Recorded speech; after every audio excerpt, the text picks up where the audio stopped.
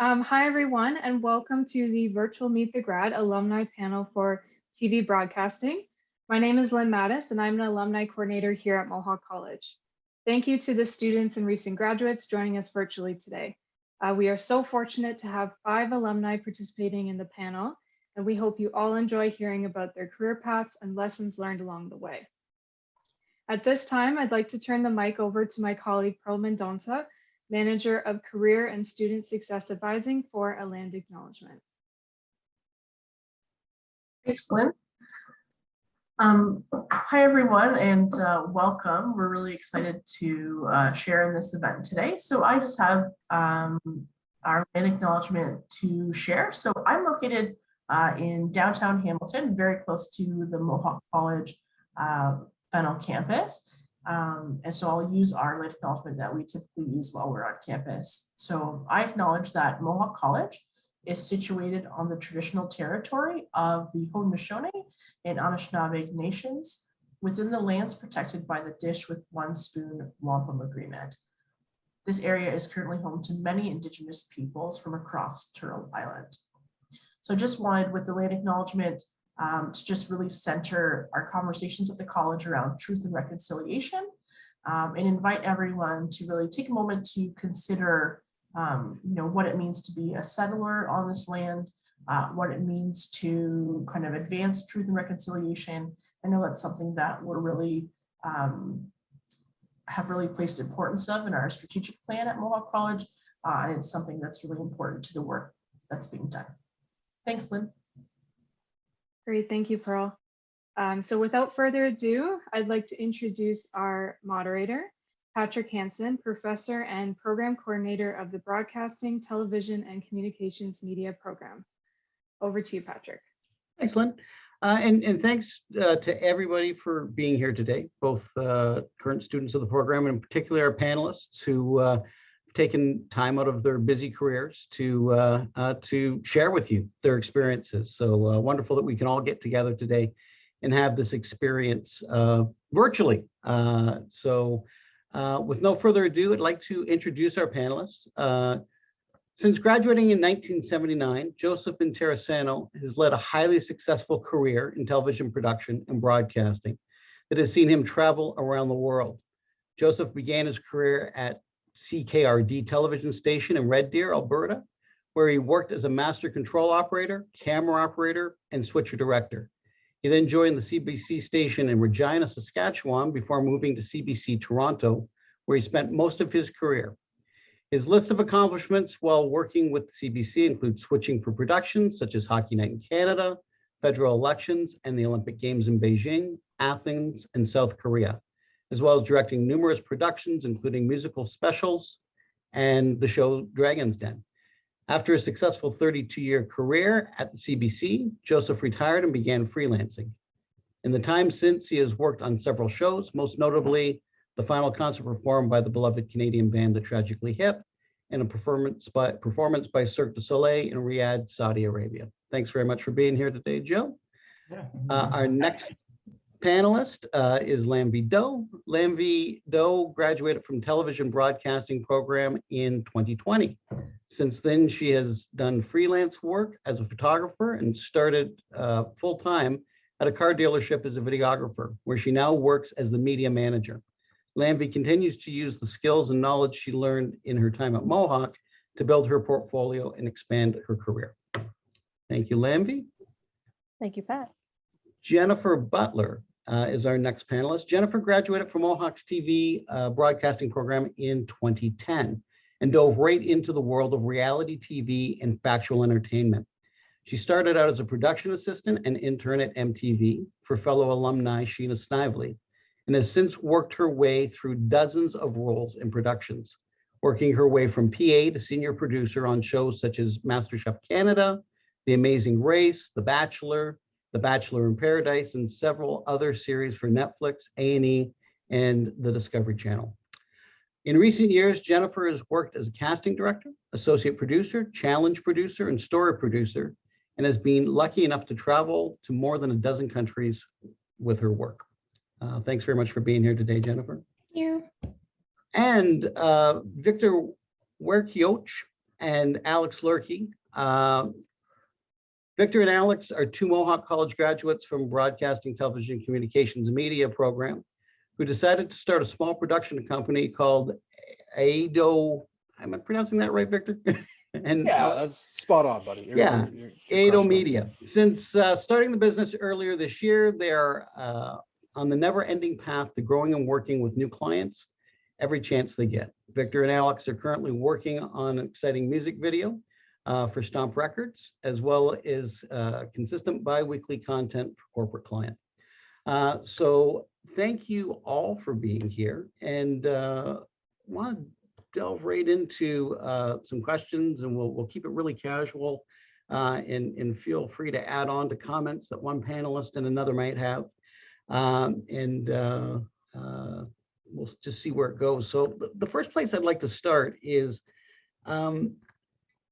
all at various stages of your career, all had to get going, get started somehow.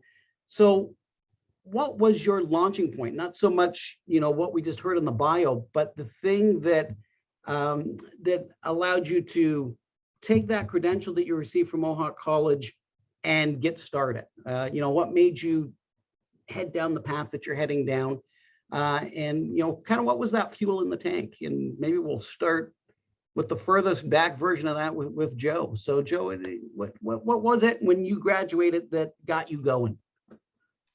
I've always liked working in theater, production, photography, that type of thing. So what really got me going, I guess, was working at CH. Mohawk had a partnership with CH Television, and we would work in their mobile, producing a show, a half-hour show called Spectrum.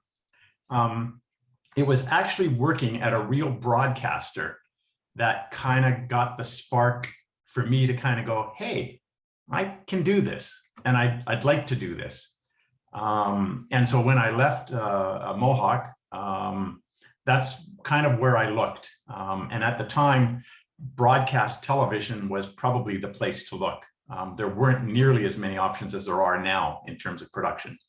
So having a taste of real production through Mohawk's partnership with CHCH was the spark for me.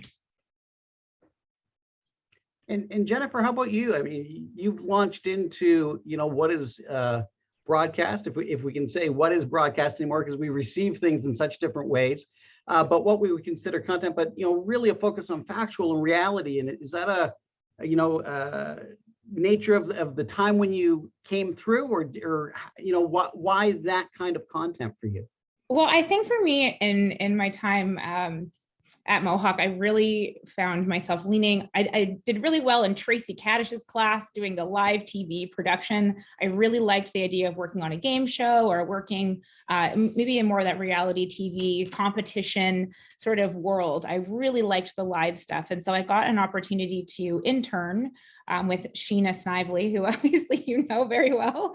And I believe is a professor or some sort of contributor to the program now still. So I got my start with her doing, nothing that had anything to do with broadcast television, but just being in that environment was really, really fun.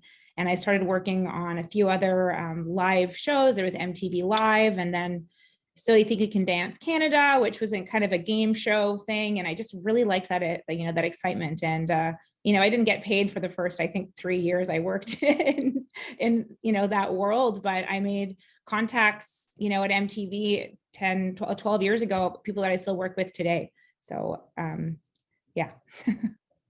Yeah, and Lambie, if we look at where you're navigating your career to, I think one thing that we're going to unravel through years is, and certainly a focus of the program as we deliver it today, is we're all about serving audiences, catering an audience, finding what the audience wants.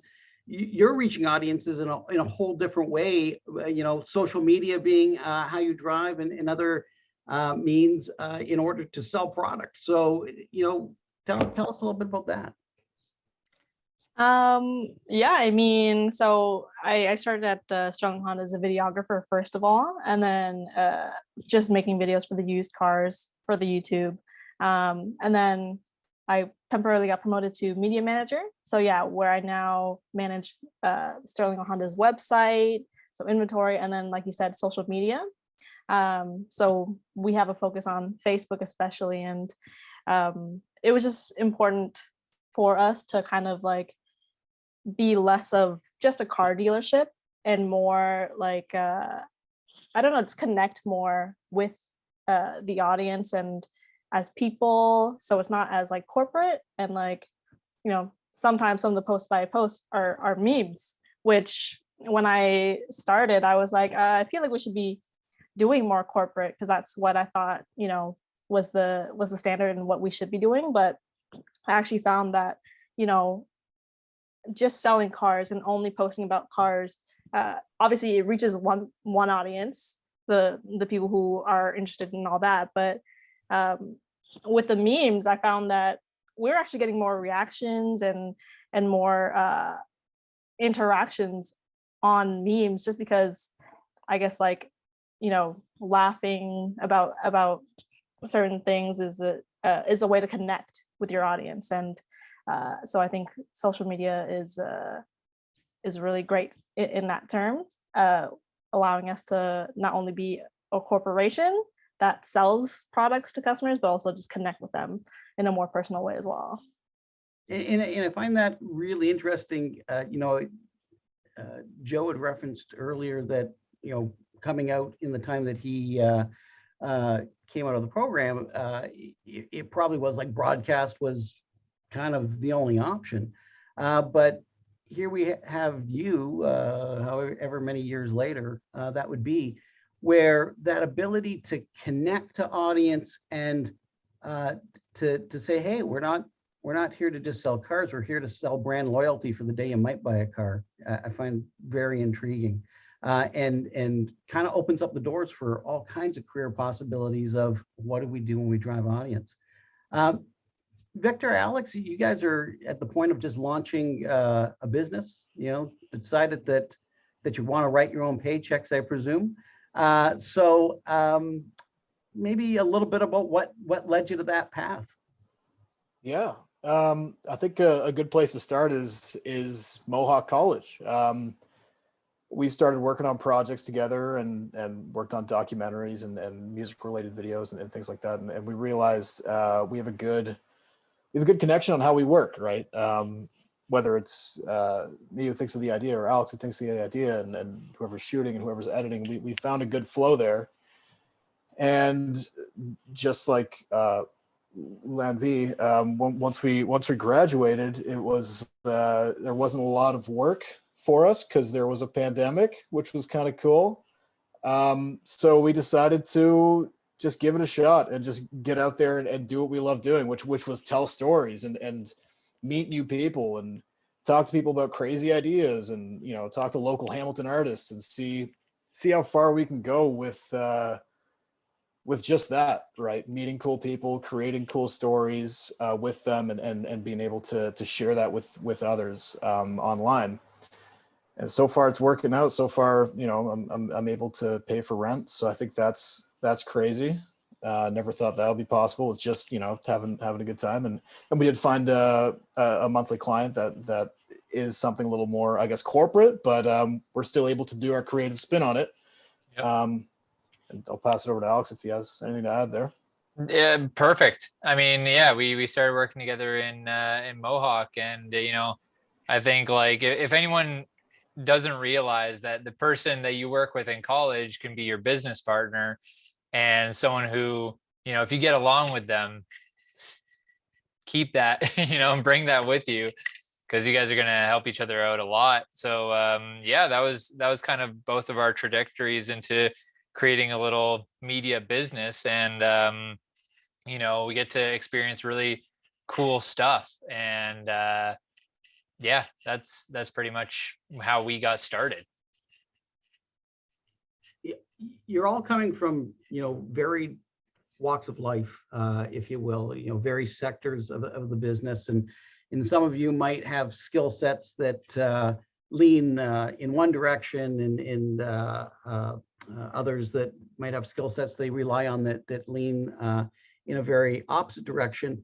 But aside from, the hard skills you might have, the more soft skills, the attributes that have guided you through your career, what is most important in the sectors you're related to when it comes to those attribute-based things that are separated from the hard skills of what you do every day to make your living? And maybe we'll start that one with Jen. Oh, I think you're muted there, Jennifer. Unmuted. Yeah, I think, I would say there's probably more soft skills in at least what I do than hard skills. I think a really good attitude is what gets me through this. It's, it can be a difficult industry to navigate, but there are definitely people who want to see people succeed. And it's finding those people that want to help you, down your path, and finding those mentors, I think, is really, really important. And I also think keeping maybe your, ego and entitlement in check. Just keep your head up and know that it takes a little, it was a bit hard to start off, a couple of years, I think, before I started actually like really getting into what I did and finding my niche. And so I think that's it. I think it's just patience and a really good attitude, and be curious, ask questions. Joe, how about you? You're in a very, for a lot of your career, a combination of creative and technical. But, what are the, let's maybe in your more technical role, what are the soft skills that go along with those kinds of technical roles that get you through a day? Well, I'll echo what Jennifer had said. The business we're in is a people business. You are working with people who are highly creative to people who have little motivation. And so it helps to have a tolerance for all the different skill sets people bring, because you're working with a variety of people in a variety of different crafts. So patience, I would certainly echo that, and a good sense of humor. We work in the entertainment business. So let's not lose sight of the fact that what we're doing is entertaining. We're telling stories.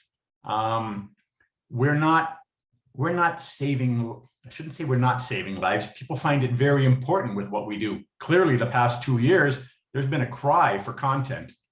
But let's not take ourselves too seriously. Have fun with what you're doing. And so humor, patience, collaborative, those kind of soft skills, it's hard to teach.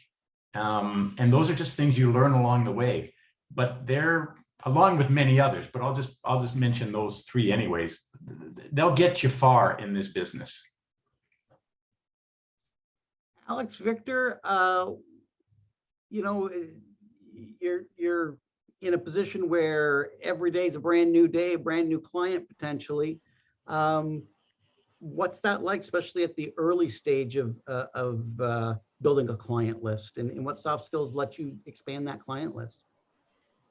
I'll start it off again, because I think recently there's been, with things kind of opening up again, and I say that kind of softly right now because we don't know what the future really holds, but I guess people are more inclined to have face-to-face meetings now, and there have been events in Hamilton which kind of promote the small business. Oh, sorry, I'm getting a call right here. But they promote the small business culture, and I think everybody has a community that, like every industry that you're in has a sort of community that you can find online, and I think it's important to kind of nail that community and try to figure out new people that you could be working with every single day. Sorry, that was awkward. Yeah, but I mean, I'll echo that, because the thing that's gotten us not only like new clients, but has kept us clients is our communication skills, right? Vic brings a lot of levity, like Joe said, a lot of humor to the set. And, we're both bringing really positive attitudes with passion. So people read that, they read it really well. And, that's a soft skill that you need to have to be able to really kind of maintain your relationship with a client. You know, because you never know when they might drop you. So you kind of want to make sure that you're staying on top of it. And you know, as long as you're passionate about it, and it's kind of a cliche to say, I know, like in our industry, but like people really do feel that energy on a set and during meetings. So that's kind of what we bring to a set that gets people interested in working with us as well. And Lambie, what's your cut on that? In a rather short period of time, I remember actually taking the call in this very office when they said, "Have you got someone bright, energetic, capable to take this job on?" I said, "I think I know the perfect person for this role." And you know, in a very short period of time, you're now the marketing manager. What were the skills that let you navigate that so quickly and up your game inside of just a little over a year? So I'd say there's a bunch of soft skills that will definitely benefit like anybody when it comes to, you know, your career, but kind of echoing what everybody else said is just the importance of communication and interpersonal skills, I feel. Because to be honest, I feel like the deciding factor when I was asked to be the media manager was just because I had been working at the car dealership for, I think, a little bit, something like a year and a half at that point. And my supervisor got pregnant, so she was going on mat leave, and they were trying to find her replacement. And up until that point, like I felt that I hadn't really been a lot more than just my supervisor's like coworker and someone she had to kind of look after, make sure I was good, doing my job.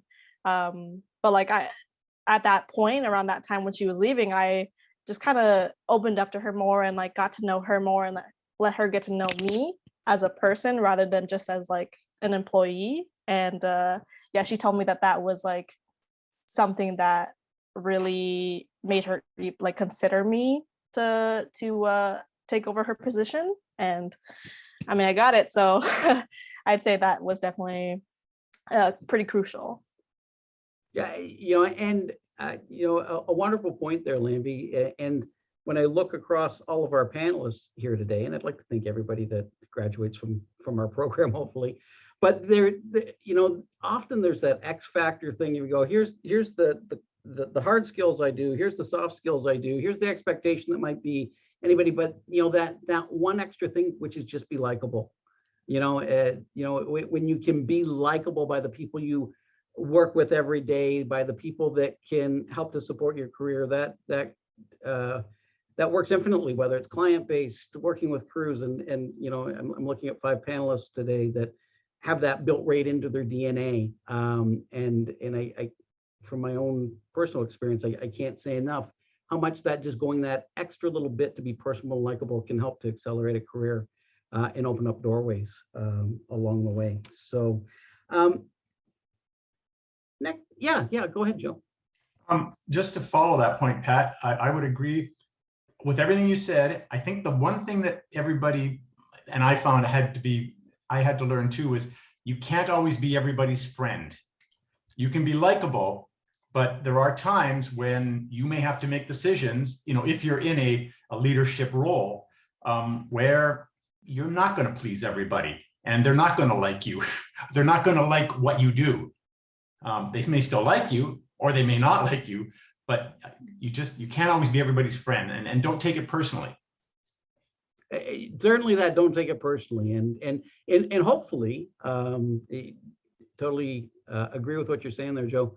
Hopefully with a moniker of respect, they cannot like the thing they're about to do, but still like the fact that it needs to move forward because you had to make a call on it. And that's one thing, you know, in all of the various sectors we're going to work in, sometimes we have bad news days, and with those moments come a need to have to deliver. You know, we all have to deliver, and sometimes that delivery comes with some tough knocks. But yeah, you're not going to be everybody's friend. That's very very good advice. The need to constantly stay informed on the ever-changing technology, the ever-changing trends towards content, the thing that's coming around the corner. And we'll pose this to each panelist, but have you had to gain additional education, whether it's formal, informal? What do you do to stay in shape, if you will, to stay trained on the new things that are coming around the corner and the things that forever evolve inside of the industry, in the sector of the industry that you work in? And maybe we'll start that off with Joe on this one. Okay, so I'm at the end of my career, if you will. I'm winding down. I can say, as I was going through my career, there was always opportunities to learn. I was fortunate to work for a major broadcaster, and they would provide me with those learning opportunities, whether it was a course on a piece of equipment, whether it was, training with, human skills or relationship skills. So both the hard skills and the soft skills. I was fortunate to have a company provide me with all that training. Certainly I would, have looked at trade magazines in the past. The internet, now is the place to go for just about everything. If it's not a YouTube video or some site. So currently, I would say I'm probably not keeping up with the current trends and everything that's happening now, partly because I'm phasing myself out. I realize there's information out there and there's many places to find it. I talk to colleagues and they know more than I do about some of the equipment I'm working on. So I absorb some of that, but only as much as I find I need necessary at this point in my career. I hope that answered. Absolutely. Jen, a lot of your roles playing closer to content. How much of that is changing, and how is it? How do you keep pace with the changes in that? You have to watch a lot of TV, I think, is one way to keep up with all of the changing things in television content, is to have an understanding of what people are watching right now. So you have to spend, when you're not working in TV, you have to go home and you have to watch TV, I think is a really good way to do it.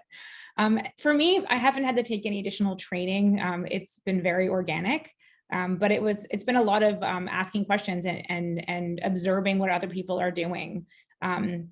I've always felt, in at least the sector that I work in, people don't necessarily come to you and say, we're going to teach you this new skill, or maybe you should try out working in this department. So I think I said this earlier, being curious and asking questions. And if you're new, telling someone, I am interested in learning about what this department does, especially, speaking to new students, like starting out on a set. You're going to be doing, for me, I was doing whatever they told me to do, but there were lots of other things that I was interested in trying. And so I think it is putting yourself out there, and don't be afraid to be curious, to find out, if you're able to be given more skills without necessarily having to them having to give it to you. Victor, Alex, you're balancing all kinds of skills you need to develop, because you're gaining business acumen while you're carrying on to be your own operator. So you have to be on top of new technology. How do you balance all that? And what are your methods for being on top of all the things you need to know? Good question. Yeah, I think that is like the nature of the beast, right? If you're a new business owner, or if you're a business owner in general, you do need to learn something new almost every single day, and you have to be open to it. You have to always be in this transitional stage. You can't just be like, I'm going to film on this camera using this editing software, posting on YouTube for the rest of my life. Everything changes every single week. You just have to be open to it, and I'm lucky to have, you know, Alex and a lot of our colleagues that are consistently staying up to date, and just kind of sharing as much knowledge as we can with each other, right?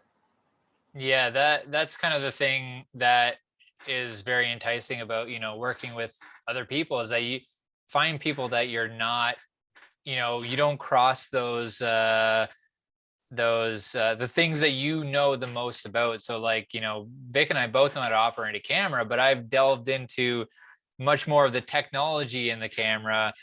And, you know, then Vic gets like, he's an audiophile, so he knows so much about audio and how to manipulate audio, that the balance really works out really well. But when it comes to, you know, educating ourselves, I don't know, I'm not going to speak for Vic, but a lot of it is YouTube. A lot of it is just, you know, there's so many amazing people putting out amazing tutorials, and it's hard to be the innovator. So you can't innovate until you know. You have to imitate before you can innovate. And I think that's kind of where, you know, online courses and all that stuff comes in. We're looking up, you know, how do we do this kind of edit? How do we do this kind of, you know, lighting profile? And we can learn that in an hour. And that's an amazing thing. So, you know, you can really find whatever you want to find on the internet in mere minutes to really improve yourself. So I think that's kind of where we find a lot of our additional education. Lambie, as you approach that question, you know, maybe looking more at the social media piece, it almost dovetails into what would be the follow-up question for the panel, which is, you know, the nature of you serving audiences through social media says you're always on, you know, the bleeding edge of what's trendy and what's not trendy. What is the platform of choice today that isn't the platform choice of tomorrow? How do you predict where you need to be next while you support where you are now? Oh man. I mean, for me, I feel like the important thing and how I keep up is just to stay on social media. It's like I've definitely considered taking a step back, and sometimes I will say it's great for your mental health. But you know, me not only being a, I guess, provider and like putting out content for a certain audience, is just being part of the audience and seeing what people like and knowing what I like to see as well. You know, those are definitely all things that that I take into consideration. Is, well, if I saw this on the internet, would I think this is funny? Would I think this is like useful to me? And then I just staying or predicting trends in the future. I'm not too sure. I like I said, keep up with the kids, I think is the main thing, because I mean, traditional media was broadcast, it was TV, and now I'm sure everybody knows it's social media now. It's changed, and like TikTok, I mean, is one thing that blew up in the past few years, which you know, was kind of unexpected, and before that, Vine. So we're just getting a bunch of new different apps, and I guess just learning to use those platforms to your advantage is essential. Joe, from your perspective, what are those trends that are coming around the corner from your sector of the business? You know, broadcast, production. What's going to dramatically be what you might consider a game changer that this next generation of graduates are just going to flow into? Certainly social media, certainly, you know, internet-based content.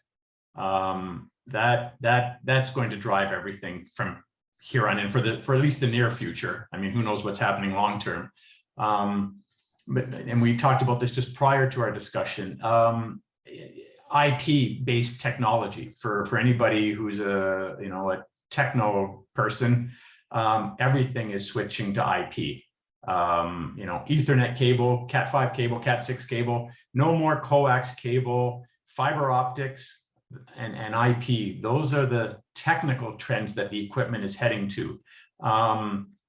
And wireless to some degree, although there's still glitches, but trying to get rid of cable is a major work that's happening.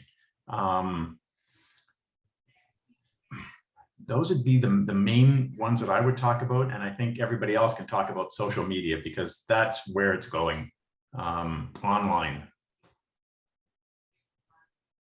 Jennifer, from a content perspective, how we consume is obviously changed across a decade rapidly. Do you see something coming around the corner that we might be entertaining ourselves wholly differently, that we might be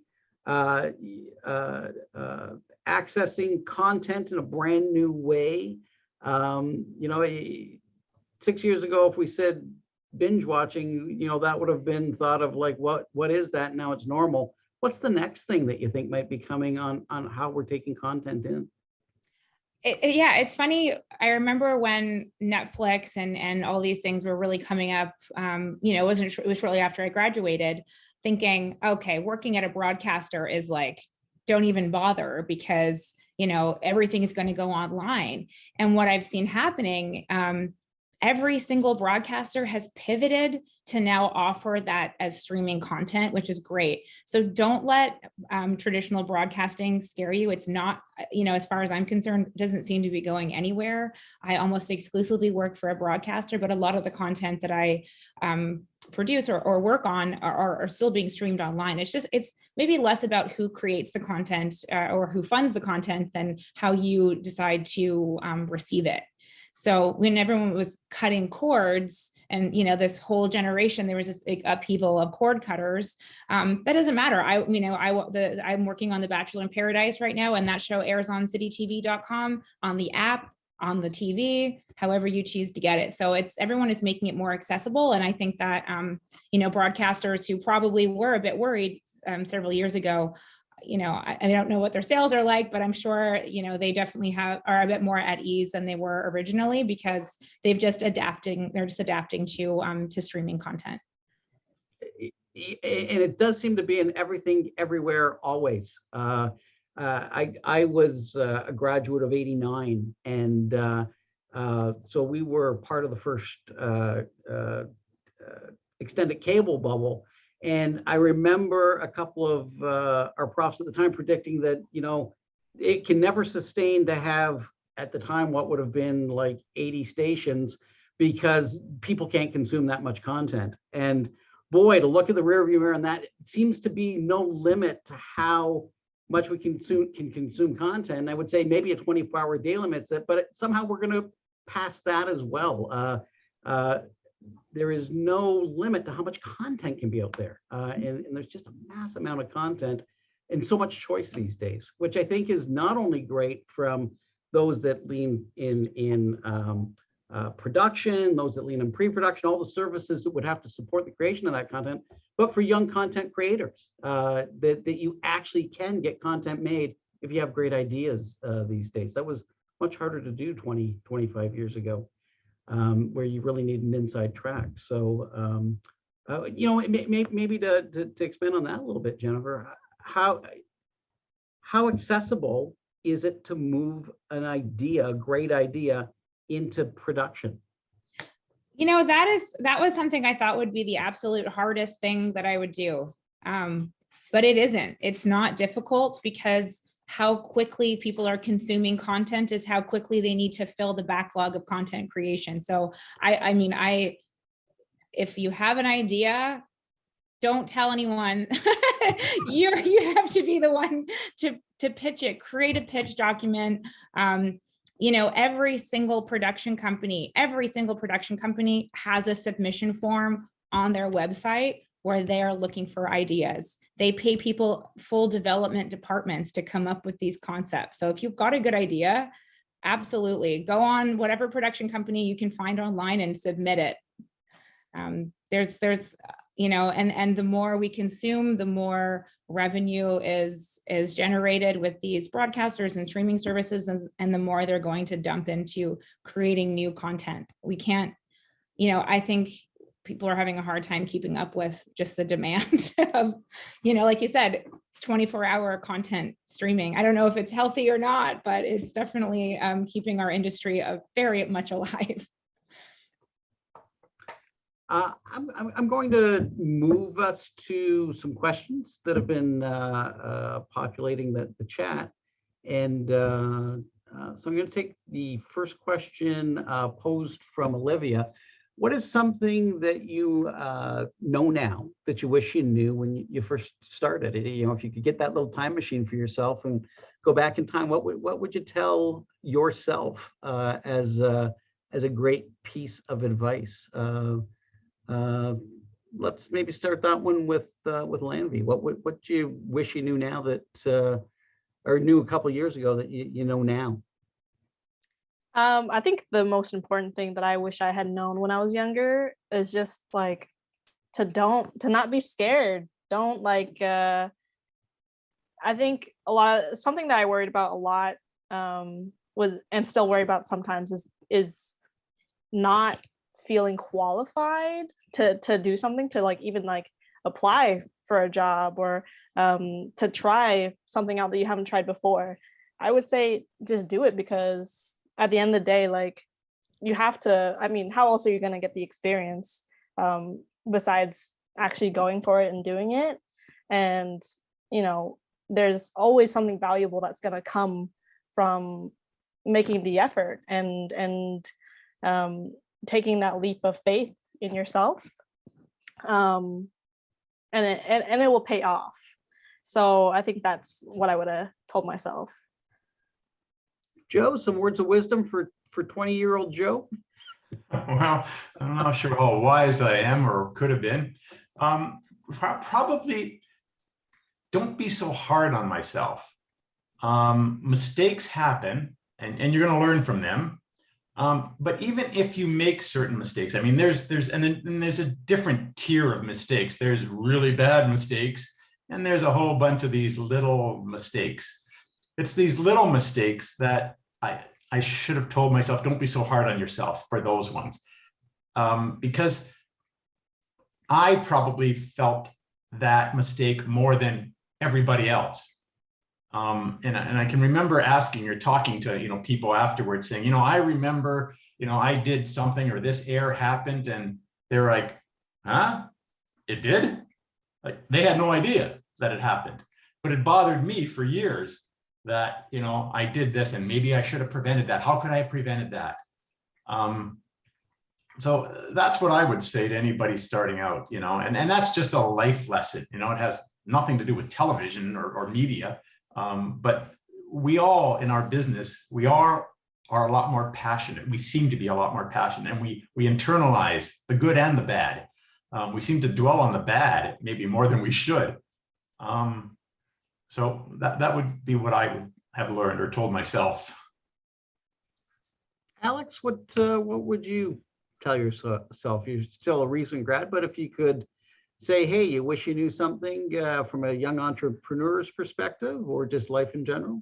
Yeah, well, I mean, like this is my sort of second or maybe even third career choice. So it's one of those things where, I wish I'd started it earlier, because I do find that I'm very passionate about this. So if I could tell myself, if I was 20, it would be to plan what you can and be ready for, the twist, the inevitable twist that comes in. Because, you're not going to be able to predict when someone bails on you, when you have less time than you think, right? So you have to be very adaptable. But I do find that the more that we plan, like Vic and I will sit down and plan stuff out for hours, and it really saves the production a lot of the time. The project comes out hell of a lot better than if you just wing it. So that I would tell myself to plan more and be ready for the twist. That's kind of what that kind of happens a lot. And what's your perspective on that, Victor? Never plan anything. No, I'm kidding. Always just freestyle it. No, it's almost to the same effect of what everyone's been saying. Like, don't discredit your, I guess, your hobbies and your passions, right? I know, like when I was 20 years old and like playing guitar and metal bands and stuff like that, I'd always hear like, "What are you doing? Like, go to college." And I went to college for business and marketing, and I think that really kind of led me to where I am today, because it gave me a lot of great skills. But that kind of drive to do something musical and creative is really what brought me here today, and I'm doing something that I think makes me a lot happier than sitting in an office like I was 5 years ago, 6 years ago. I don't even know how years work anymore after the pandemic, but something around that time. And yeah, don't ever discredit something that you're really passionate about that might not be right on your career path, right? Because you never really know how it's going to help you out in the future, and it might just lead to something really cool. And Jen, if you could give yourself a little bit of early warning or advice, what would it be? I would have definitely told myself to maybe stick with it. I mean, I did end up sticking with it, but I really wanted to quit a lot. I've said it a few times. I'm not sure if things are still like this, but I had to intern for almost 2 and 3 years, working part-time jobs to keep, a roof over my head, just so that I could keep on this path. And it was really challenging. But then it was so worth it, because once I got my foot in that door, it just opened a million other doors for me. So I would have just been like, chin up a little bit longer, hold your head up. Because it's not going to be a cakewalk. I mean, it might be for some people, but it also might not be. But the industry is just so vast, and there is just so much opportunity. Just like keep working at it. If you want it, go get it, because it's probably going to be worth it. Yeah. Yep. And it's there for you to get. Yeah. Alex has a question. Anybody can jump in on this one. It's for anybody on the panel. Did you end up where you thought you were going to be? Maybe you went to Mohawk College, you took this course called TV, you maybe had a half an idea what it was, got to know a little bit more. But did you end up doing the thing that you thought you would do, maybe when you were in first or second year upon graduation, or did that have a kind of curvy path to where you ended up? Anybody wants to jump in on that one? I'll jump in on that one. Well, I when I first started at Mohawk in the broadcast television program, I originally had the plan to be a video editor, and in Joe's production class, great class, but figured out, actually kind of hate it. I actually kind of hate editing, and it can be just not my thing. But and so now where I'm at, and this isn't even, I literally just graduated a couple of years ago, so this is just the kind of the start for me, but it's definitely not where I thought I would end up. So, and I'm looking back at, is this Alexandra's question, Pat? Yeah. So she asking also, like, did you have trouble sticking to something and having trouble choosing and picking? I think I feel like there's not a need to like pick and like pick what you do and stick to that. I think there's a lot of value in being like, okay, hey, this is what I'm interested in right now, and going for that and gaining more knowledge and experience from that. But it's totally okay to, a year later, a couple years later, however long, to find that, okay, I'm actually not as interested in this as I used to be, and then do something else. I think it could, limiting yourself to only one thing can really hinder you in your career, and yeah, and I think it's valuable to try various things and really find out what you like. Anybody else want to add into that, or? Just that I completely agree with that. You might change your mind 10 times. We learned, I mean, we did 7 courses a semester over the course of 3 years. So you really do get to dunk your toe into absolutely everything at Mohawk. So, if you have a short list of 5 things that interest you in the real world, try them. You will change. I started out doing wedding videos, I think, part-time to pay bills, and that wasn't what I wanted to do. I think, just try it out. And, if it's not working, just keep pivoting. There are hundreds of jobs to be had in the TV world, hundreds. I'll give you the take that I had, everybody. The short answer is yes. When I was in Mohawk, I wanted to get into television, the broadcast television, whether that was, working on TV shows, whatever kind of shows there were, whether it was sports, whether it was entertainment. And so, yes, I did achieve what I had thought in my mind I wanted to. I never, in my wildest dreams, thought I'd have the amount of opportunities and the experiences that I've had over the past 40 years. That was all a surprise. If I was to tell my 20-year-old self that I would be doing a Rolling Stone concert in Toronto 30 years from now, never would have believed it, So it's because we have a passion for what you do. And if you follow that through, even if you're not completely driven with blinders, you just follow the path that leads you. And one door opens, maybe there's nothing behind that door. Try the other door. But have in your mind kind of what you'd like to do. And that can be very broad. And I think, as everybody said, there's many doors along that journey that you're taking. Try them, you may be surprised what you find, and it may be something totally different than what you started out thinking you wanted to do. I didn't know exactly what I would do in the industry that we're in, but I knew I wanted to be in this industry.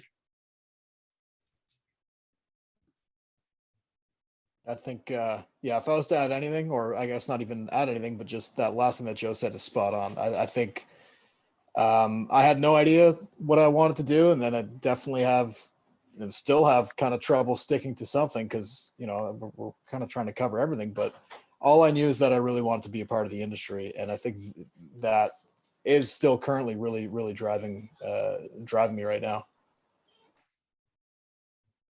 Yeah, have fun with it. That's kind of the main thing, right? Like Joe said, like everyone said, right? Like follow that passion. If it starts as video editing and it doesn't maintain video editing, you get bored with it, do something else. It's not tough because people know that the skills can be developed. So the passion is the kind of tenacity is what gets you opening those doors, right? People see it, like Pat was saying earlier, that X factor, that good attitude, that'll open up a lot of doors. So if you want to get into, lighting, or you want to get into special effects, right, that's perfectly fine. One of our good friends, Jason, right, he started off as a COVID coordinator on a set, and now he's got his special effects license. So really those doors can open pretty easily. So that's kind of it's great advice from everyone here on the panel. Spencer has a question specifically for Alex and Victor, and you'd like to know whether the pandemic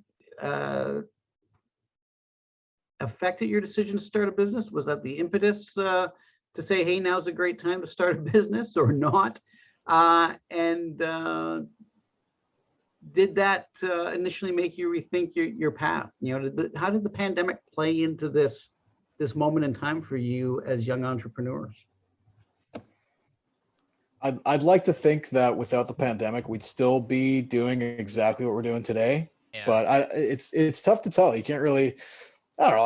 I think there was definitely because of the pandemic, there was definitely kind of a what are we doing this week? Like we're going to be in class online. We're going to be practicing some things. Why don't we reach out to some businesses and see if we could get something going for ourselves that maybe we can carry on till after. That was kind of the discussion, right? And then one thing led to another. I think the pandemic is like the third member of Ado Media, maybe, because like it was all, I think, yeah, they kind of helped us at the beginning, to be honest. Yeah, I think like people saw the need to get media, right? And we also saw that need for people. But it was kind of like, what do we do now, right? We're graduating during a global pandemic. We had worked, odd jobs together with other companies and other places and other people. And we realized, like, let's do our thing. We like working together. We don't like, the idea of necessarily working for other people. So we're our own boss. And that's kind of, that was the main decision being made. But yeah, I didn't even really think about the pandemic relating to us starting it. It was kind of, it just felt right. So maybe. I think so. Maybe. The answer is maybe. Nick has a question for everybody and anybody in the panel that feels they want to comment. I think Jennifer already touched on this a little bit, but the whole TV is dead. And how many times can TV be dead? And can that be said? And his question is that really happening? Do you see that happening down the road? Will TV have a final swan song as we move on to other things, or is it the little engine that will keep going? It's going to keep going. Is music dead? That's the way I see it. Music is not going anywhere. I don't see why video content on TV will. Don't think of TV as the box that you have in your living room or your den. It's media, really. I mean, that's really what it is. The display device that you happen to be watching it on is kind of unimportant, although why you'd want to watch a video on your phone, I still don't get. But no, content is around, and Jennifer alluded there's always a need for stories. You have a strong story, someone will listen to it. We listen to a lot of bad stories, but no, television in the traditional sense has changed, but there will still be broadcast content.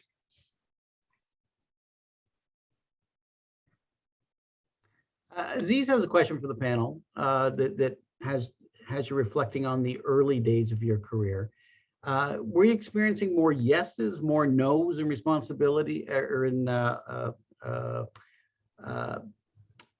people wanting to tap your skills, you trying to open up doors? So was the early part of your career more filled with yeses, more filled with nos? And how do you manage the rejection piece where there are the nos?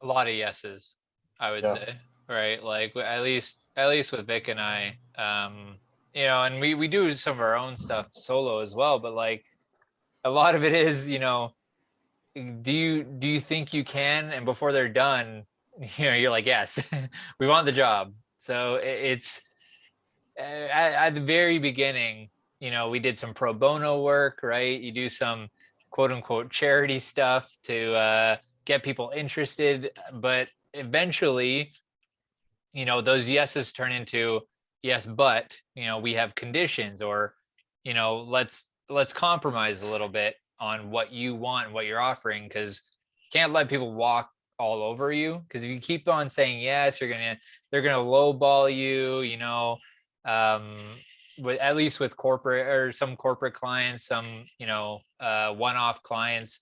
So you got to be firm with what you believe you're worth, but you shouldn't say no to an opportunity if you think it's worth the experience, right? I think that's very important. Is experience will give you the opportunity to go further. They open up doors you never thought of opening up. So, I'd never filmed a music video, and then Vic brought, some music videos to us, and it was a ton of fun. And I think, we did some of it pro bono, and, Vic can talk more about it, but I thought it was an amazing experience, and that's worth maybe a little bit less money. So I'd say more yeses than nos at the beginning for sure. Yeah, and I think to flip that, in case it was us asking the question and clients saying yes or no's, I still say there's been a lot of yeses, because I think the hardest thing is asking people for work. A lot of people don't want to do that. It seems very awkward. But once you get the hang of it, and once you kind of, like I was saying before about being a part of a community, once you kind of get used to talking to people about new work, you start to notice that people are kind of waiting for content, especially now, right? You're going to talk to a hot sauce salesman on Barton. He's going to be like, yeah, like let's work. I need something. It doesn't really matter who you talk to. Just asking the question is enough, really. I think there becomes a time, if you're talking specifically about looking for work, go crazy. I was faxing my resume to people with nothing on it, just to at least get my name out there. Go put yourself out there as much as you possibly can at the beginning, and eventually the tide will turn once you start making a network, and stay in touch with everybody that you meet along the way. Have your LinkedIn, stay in touch, add them to Facebook, stay in touch with, people from Mohawk, anyone else that you graduated with. Just keep that network strong. And as long as you're present and you are, people are able to see what it is you're doing and what you're capable of, that tide will turn, and you no longer get, you're no longer looking for work. They come to you. I can't remember the last time it's been a couple of years at least since I've had to look for work, because people now will reach out to me for work. So that time will come, and the no's definitely just become yeses, and then you're telling people no because you are busy. Yeah, I would say yes, a lot of no's when I first started. I sent out resumes. I don't know, it must have been 50 resumes, and maybe I got a response from, I don't know, a half a dozen. So I sent out more. And then I followed those up sometimes with either a phone call, mainly a phone call. So there was a lot of what's in the mailbox today, nothing. And at the time there was no email. And further what Victor said, what have you got to lose? If you're not working and you don't have a job, the worst that would happen is you still don't have the job. So send it out. Something might happen. Nothing is definitely going to happen if you do nothing. I think in my career, it's been yeses as well, fortunately. But there definitely have been, like when I was applying for jobs, even just in college, there were definitely like, maybe not no's, but not hearing back might as well be a no. But I think handling that is just comes down to, for me at least, was realizing, okay, well, maybe that opportunity was just not for me, and trying to keep it in my head that just because that one didn't work out for me doesn't mean that another one won't. And I mean, when it does, it's amazing, and you don't even worry about getting rejected, I guess, because as long as you keep trying, like try your best, then something will come, and like everybody else said, those doors will open.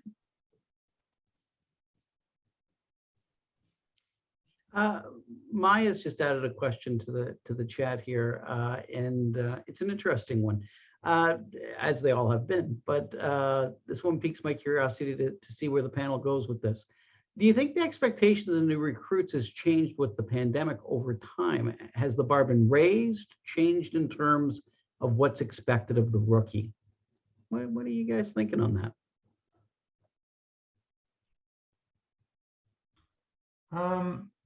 I can start. I don't think so. I don't think that's had, I mean, you know, the whole, yes, be vaccinated, I guess, if you want to work in the business, because that seems to be pretty mandatory. No, I don't think so. I don't think that's really changed in terms of what people are looking for other people. I think the simple answer is no. Yeah, I think to kind of like from a freelance perspective, you know, the only thing that's really changed for I know we've been working with some clients before the pandemic, you know, just off and on, but like with us, at least a lot of people want to do online stuff.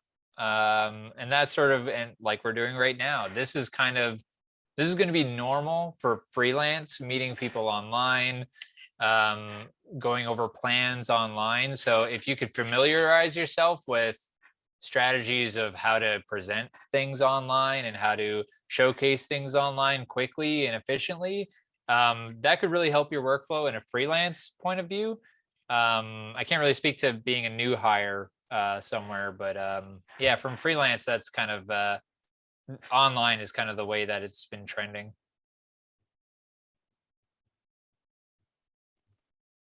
I would have to say that I think I agree with Joseph that I feel like the standard has not changed.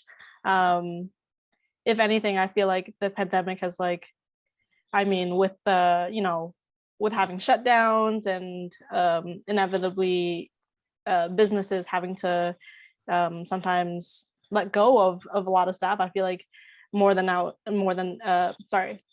now more than ever, it's important to still have those skills that employers are looking for, like be dependable, be willing to learn and adapt and everything like that. So yeah, I agree with Joe on that one.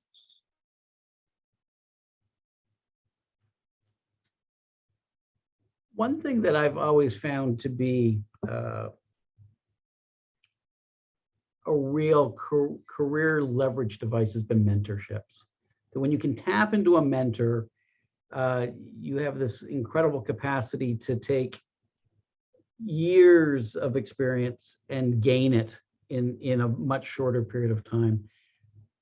With that as a launching point of a conversation, has there been somebody that's been a key mentor for you, and you know, something that they pass to you that you value every day and use every day in order to do what you do better?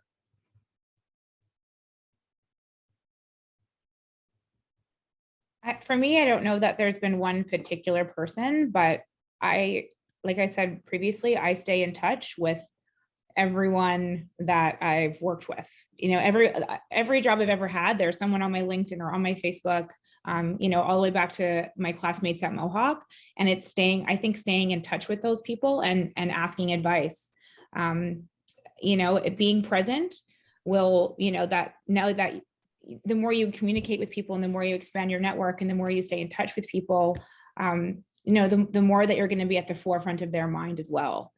So they'll be able to, you know, and give people an update like, hey, this is what I'm doing now. You know, if you ever need someone, here is what I'm doing these days. Because, you know, 2 years could go by from a job that you were working on and your skills have developed so much. So it's good to just stay in touch and keep that network. But for me personally, there wasn't one particular mentor. I've had a lot. Yeah, I would say the same. I mean, there were one or two technicians that I worked with when I started that, you know, that I learned a lot from. It wasn't a dedicated mentorship. It was just, you know, watching what they did, you know, asking them some questions. But what I would like to say for anybody who finds themselves in a managerial position as you go forward, definitely use mentorships with your employees or your staff or anybody you have. It is so important to just train, nurture the next level of people in our business. And it means money. It really does. It means putting a bit of money into that. But it's important. You know, I'm speaking to the future now. That if you find yourself, tie somebody together or try to make a connection with other people. Sometimes it's just somebody coming to somebody and say, hey, you know, we'd like you to work with so-and-so for a little while because we'd like to develop you. And that means so much to that other individual who might not be so confident, might not be so sure of themselves. And to be told that and to be put with somebody else, you could have a new star develop. So for those that are, you know, either employers or will be working with other people, keep that in mind, because every industry can use it, but I find the TV industry can use it a lot. Sometimes we're too, what's the word, competitive amongst ourselves, and you want to put up a bit of a wall. I'll open it up a little bit, but not too much, just a bit. Open it up. Yeah, I'd say very, very similarly to Jennifer and Joseph. I don't think there's been one specific mentor, but definitely in the way that we do work, we try to make sure that we have these face-to-face communications, whether it's on Zoom now or we actually do meet with our clients in a meeting or you know at like a coffee shop or something. I think it's really important to have that kind of a conversation with your clients to make sure, you know, you're learning from them. They're not just getting something from you, but, you know, everybody's coming from different walks of life. You're going to work with somebody who has written a pilot for something on Netflix. You're going to work with somebody who hasn't done anything in media whatsoever, but has this awesome business that they create security for trucks or something like that. You have something to learn from everybody is kind of where I'm getting at, and make sure to, like Joe said, open up, you know, to be a part of those conversations so that you're able to learn as much as you can.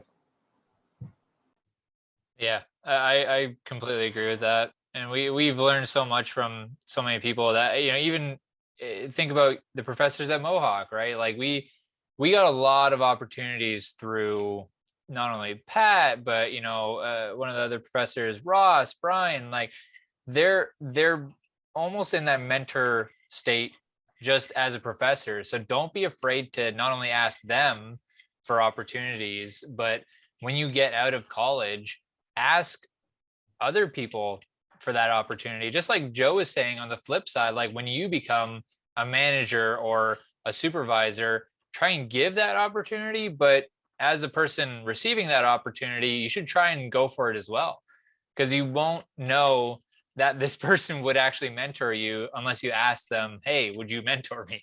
So yeah, find that opportunity where you can too. I think that's kind of the trend of what we've been saying tonight. Yeah, I echoing what Alex said is you know, don't forget about the profs. I mean, the job that I got was through the profs at Mohawk. So keeping those connections is pretty important, because yeah, like everybody said, like, you know, that one contact that you have could open up the door to a bunch of other people and a bunch of other opportunities. So yeah, stay connected. There's something that everybody in this space, the panelists, the students that are attending the session today have in common, and we're all products of Mohawk College. We've all walked the very same hallways to build our capacity. Is there for each of you a standout memory, something that left an impression from your time at Mohawk when you were a student?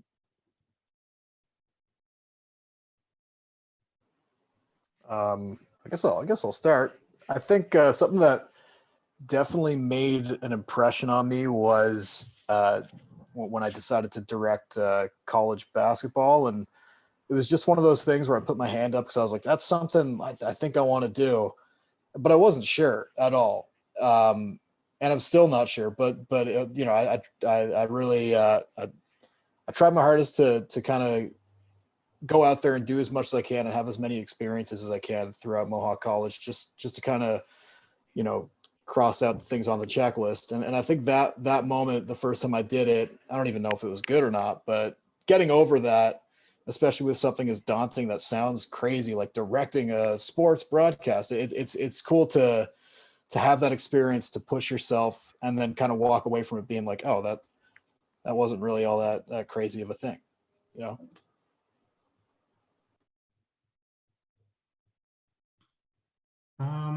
I think I'll go back to what I said at the beginning of the session, was working with CHCH, that partnership that Mohawk had, that stuck in my head.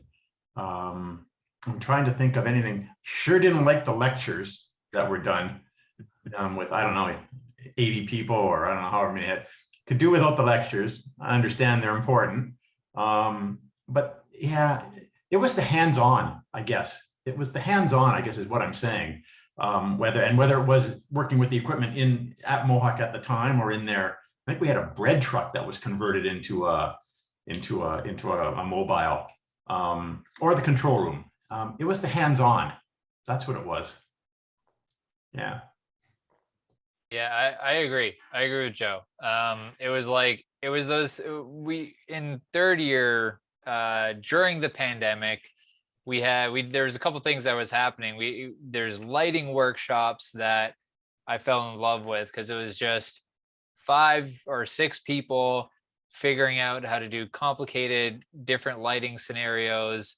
And I think I learned the most from that experience was the hands-on. We spent, like 6 to 8 hours sometimes just goofing around with lights. And, that was kind of a very fond memory that came at a time that we thought this is done, right? Like it was right in the middle of the pandemic. So kudos to Mohawk for being able to turn on a dime and give us actual really good learning opportunities in a very hard time.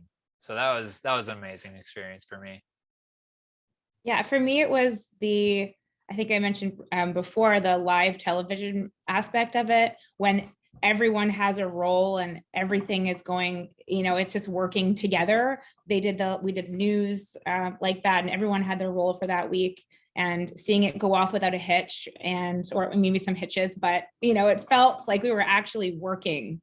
And the same thing, yeah, so there's news, mobile of course was like that, and then the live television production, it just felt like I was at work and it felt really good. I have a terrible memory, so this one was a little bit hard for me, but the one thing that I remember, which was not even necessarily at Mohawk, but in, I believe it was second year, we had to do, I forget what the course was. Like I said, my memory's bad, but I got the opportunity to volunteer with Cable 14 doing the Bulldogs hockey games. And I just remember going up top with a couple crew members. Not sure what the term is, but you guys know when you're in the stadium and you look up and there's like just those walkways, and the railings and everything like that. Got to go up there and just like look down at the whole stadium, and I was like, damn, like if I hadn't enrolled in this program and taken this opportunity, then like wouldn't be able to see stuff like this otherwise. And I'm sure Jennifer, I think Pat said that you travel, so like just all the things that you get to see in this industry, I guess is the memorable thing.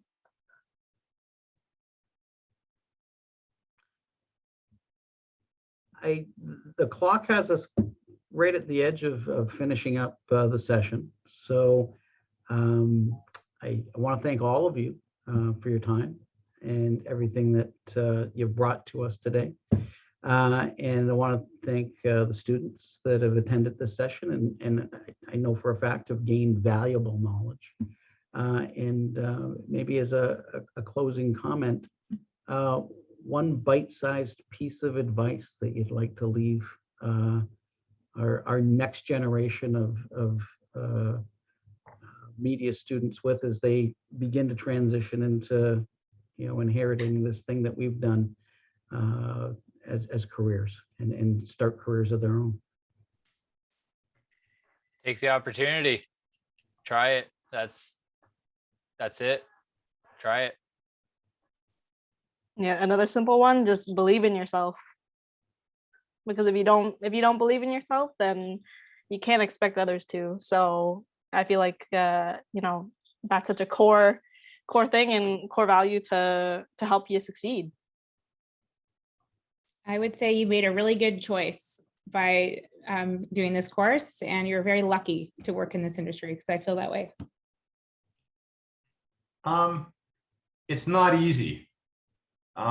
If you want to pursue this business and make money, I mean, ultimately, we're not doing this for free forever. It's not easy. You do have to work. You do have to have a passion for what you want to do. As everybody else said, try it. Keep trying it if you really want it. So I don't want to put a damper on anybody, but just be aware that you're going to have to work. You're going to have to make an effort. It's not going to fall into your lap. But I think you can see from everybody who's talked, it's well worth it. It really is. It may take time, but if you want it, it will happen. And I'd like to say that maybe try not to allow other people to define what success is to you. Kind of like overcoming, certain things for yourself is a pretty big landmark for a lot of people. So, success is something special to each individual person. So try to remember that. Well, on that note, I don't know if each of you as panelists have your chat window open at the moment, but lots of love coming from our students back at you for the time that you've spent with them today, and for the valuable information that you've imparted onto them. And from all of us at Mohawk College, thank you for everything that you've offered us today. It's been a great session. Thanks for having us. Yes, Happy- thank you, Pat.